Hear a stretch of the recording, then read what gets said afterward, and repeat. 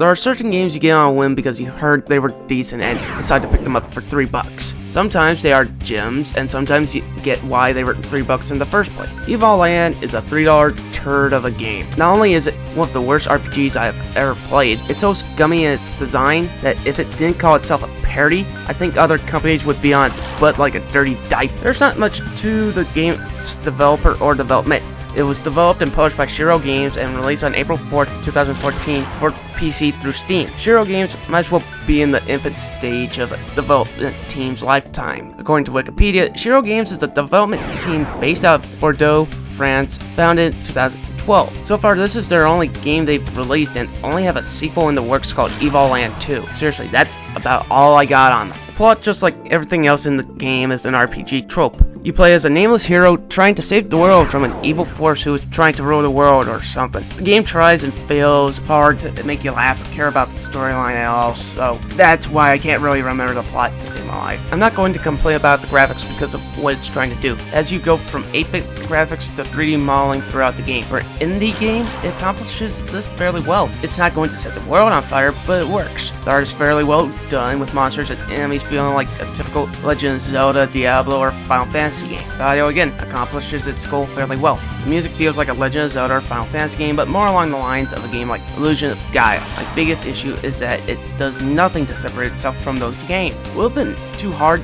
to do music inspired by them and making it your own? It's one thing to be inspired, but then there's flat out ripping off. Evoland feels more like it's ripping Zelda off than being inspired. I literally thought someone turned on the Legend of Zelda Link to the Past or Illusion of Gaia soundtrack and muted the music. The gameplay is one of the worst playing RPGs of all time. This takes a pretty cool concept and does absolutely nothing with it. In my opinion, its biggest offense is not being boring, tedious, and worthless. It's the fact that if it didn't sell itself as a trip through RPG history that claims to parody tropes in them, that it would be copyright infringing. The main game has you go through the evolution of the RPG genre by opening chests that add another element to the graphics. These elements as you go from a black and white Game Boy to eventually HD 3D models. The game also has several different kinds of gameplay. First, the Legend of Zelda style top-down levels. If you've ever played The Legend of Zelda Link's Awakening, then you know how these levels work. You go from point A to point B, killing enemies and so forth. They work well enough, but it's really hard to screw this style of game up.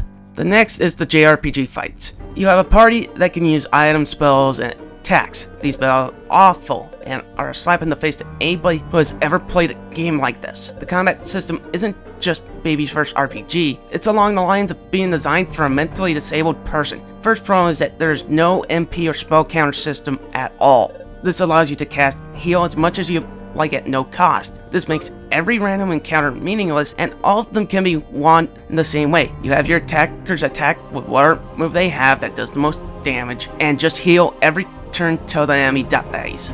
The next is the card game called Double Draw.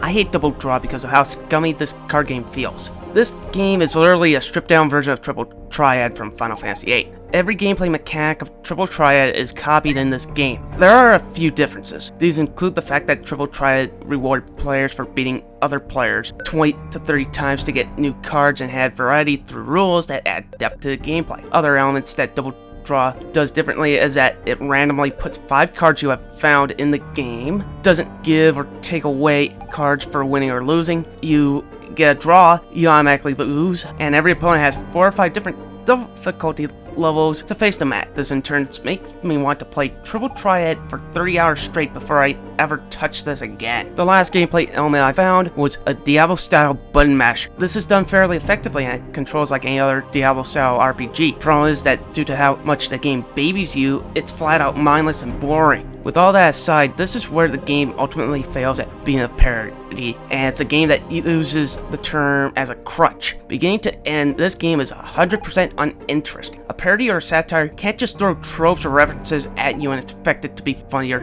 thought-provoking just because it's in there. It needs timing and actual humor or a factor that makes it funny or thought-provoking. I have no idea why people keep writing stories like this. It has never worked in movies and works even less in games. Not only that, this game is a slog to get anywhere. You move around like molasses in January. This leads to a lot of encounters, which in turn leads to me reading a book while playing this. Add on how dirt basic the puzzles are, the boring boss fights, and despite the fact the controls are fairly good, you got a game that makes me feel scummy for spending money on this game at all. Overall, Evoland is one of the worst role-playing games I've ever played. The game treated me like a mentally disabled monkey who barely understood role-playing games from beginning to end, and must have gotten a pretty good laugh out of me. There are two kinds of bad. On one hand, you have so bad it's good, games like Blue Stinger or Zero Wing. On the other hand, you have games that are so bad they are offensive. Games like Breath of Fire Dragon Quarter, where I feel like a sucker or just dirty for playing it. Evoland is the second kind of bad and is among games like Ark the Lad, End of Darkness, Breath of Fire Dragon Quarter, and Inuyasha The Secret of the Cursed Mask